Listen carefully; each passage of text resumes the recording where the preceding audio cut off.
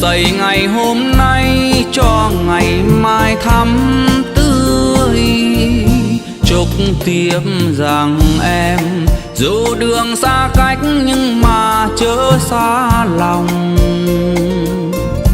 Người về thương nhau tâm tình liên trao, ước mong sao dài lâu. Nhớ hôm nào ước hẹn lúc ban đầu, mãi mãi ta là đôi bạn lòng bên nhau. Mình về mai sau xin đừng quên câu chúc nhau.